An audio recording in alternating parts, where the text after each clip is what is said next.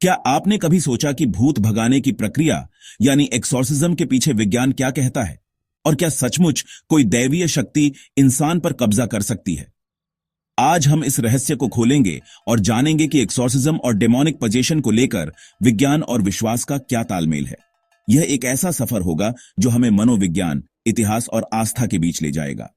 तो चलिए इस अनोखी और रहस्यमयी कहानी को शुरू करते हैं। नमस्ते दोस्तों। एक्सॉर्सिज्म यह शब्द सुनते ही दिमाग में फिल्मों की डरावनी तस्वीरें आती हैं। अजीब आवाजें, उल्टियां और कोई पुजारी जो भूत को भगाने की कोशिश कर रहा हो। लेकिन क्या यह सिर्फ कहानियां हैं या इसके पीछे कोई सच्चाई है? क्या डेमोनिक पजेशन सचमुच हो सकता है या यह दिमाग का खेल है? आज हम विज्ञान और विश्वास की नजर से इस रहस्य को समझेंगे। तैयार हैं इस डरावने और रोचक सफर के लिए? चलिए शुरू करते हैं। एक्सॉर्सिज्म की शुरुआत बहुत पुरानी है। प्राचीन मेसोपोटामिया, मिस्र और भारत में भी लोग मानते थे कि बुरी आत्माएं इंसानों पर कब्जा कर सकती हैं। हिंदू धर्म में भूत प्रेत को निकालने के लिए मंत्र और पूजा होती थी। लेकिन यह प्रथा सबसे ज्यादा मशहूर हुई ईसाई धर्म में। बाइबल में कई बार लिखा है कि जीसस ने लोगों से दुष्ट आत्माएं निकाली। मध्य युग में चर्च ने इसे औपचारिक रूप दिया। आज भी रोमन कैथोलिक चर्च में एक्सॉर्सिज्म के लिए खास नियम है, जिन्हें रिचुअले रोमानम कहते हैं। यहां पुजारी प्रार्थना, पवित्र जल और क्रॉस से बुरी शक्ति को भगाते हैं। लेकिन डेमोनिक पजेशन क्या है? लोग कहते हैं कि यह तब होता है जब कोई दैवीय शक्ति या आत्मा किसी के शरीर में घुस जाती है। इसके लक्षण बताए जाते हैं: अजीब आवाज में बोलना, असामान्य ताकत, अपनी भाषा भूल जाना और हिंसक व्यवहार। मशहूर केस है 1949 का, अमेरिका में एक 14 साल के लड़के रोलांड डो का। उसकी चाची की मौत के बाद उसने ओइजा बोर्ड खेला। फिर उसकी आवाज बदल गई, बिस्तर हिलने लगा और शरीर पर निशान उभरे। चर्च ने 30 बार एक्सॉर्सिज्म किया और आखिरकार वह ठीक हो गया। यह मामला इतना मशहूर हुआ कि फिल्म द एक्सॉर्सिस्ट इसी से प्रेरित थी। अब विज्ञान क्या कहता है?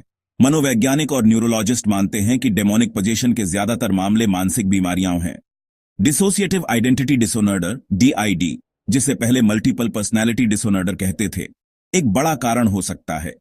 इसमें इंसान अलग अलग व्यक्तित्व दिखाता है, जैसे कोई और उस पर कब्जा कर रहा हो। फिर है स्किज़ोफ्रेनिया, जो सुनाई न देने वाली आवाजें और भ्रम पैदा करता है। मिर्गी एपिलेप्सी भी इसमें शामिल है। इसके दौरे को पुराने जमाने में लोग पजेशन समझते थे। लेकिन क्या हर मामला बीमारी से समझाया जा सकता है? 1976 का जर्मन केस अन्नेलीज मिशेल इसका उल्टा उदाहरण है।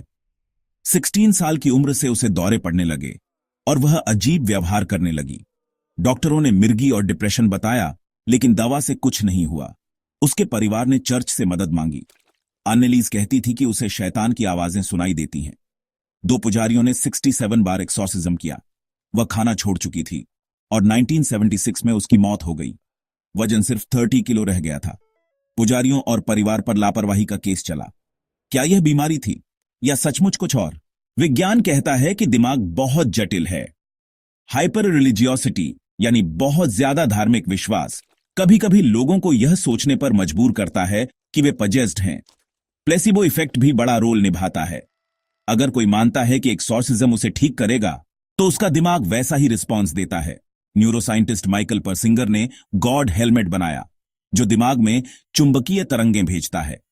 इससे लोगों को लगा कि कोई अलौकिक शक्ति उनके पास है। तो क्या पजेशन दिमाग का भ्रम है? शायद हां। फिर भी कुछ सवाल अनसुलझे हैं।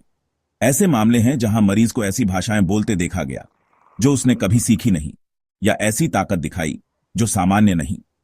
2005 में रोमानिया में एक नन की एक्सॉर्सिज्म के दौरान मौत हुई। उसने लैटिन में बात की जो उसे नहीं आती थी। क्या यह अवचेतन मन था या कुछ ऐसा जो विज्ञान समझ नहीं पाया? न्यूरोलॉजिस्ट VS रामचंद्रन कहते हैं कि दिमाग के टेम्पोरल लोब में गड़बड़ी से अलौकिक अनुभव हो सकते हैं, लेकिन हर केस को यह नहीं समझा सकता। एक्सॉर्सिज्म आज भी होता है। वेटिकन हर साल 500 से ज्यादा पुजारियों को ट्रेनिंग देता है। भारत में भी तंत्र मंत्र और झाड़ फूंक आम है, लेकिन डॉक्टर इसे खतरनाक मानते हैं। अन्नेलीज जैसे मामले दिखाते हैं कि इलाज की बजाय हालत बिगड़ सकती है। फिर भी विश्वास की ताकत ऐसी है कि लोग इसे मानते हैं। विज्ञान कहता है कि 90% मामले मानसिक या शारीरिक बीमारी है। बाकी 10% शायद वहां कुछ ऐसा है जो अभी समझ से बाहर है। तो क्या डेमोनिक पजेशन संभव है? विज्ञान कहता है नहीं, ये ज्यादातर दिमाग का खेल है। लेकिन विश्वास कहता है कि कुछ चीजें हमारे समझने से परे हैं। यह कहानी हमें विज्ञान और आस्था के बीच की खाई दिखाती है। यह हमें सोचने पर मजबूर करती है कि सच क्या है, जो हम देखते हैं या जो हम मानते हैं। दोनों का जवाब शायद एक साथ सच हो सकता है। तो दोस्तों, एक्सॉर्सिज्म और डेमोनिक पोजेशन की यह कहानी हमें हैरान करती है और सवाल उठाती है। क्या आपको लगता है कि यह सचमुच हो सकता है, या यह बस मानसिक भ्रम है? अपने विचार हमारे साथ साझा करें। अगर आपको पसंद आया तो कमेंट करें और इस चैनल को सब्सक्राइब करें। हमें बताएं कि आप अगली बार कौन सा रहस्य जानना चाहते हैं। अगली बार फिर मिलते हैं एक नई कहानी के साथ। तब तक दुनिया को देखते रहें, सवाल पूछते रहें और सीखते रहें।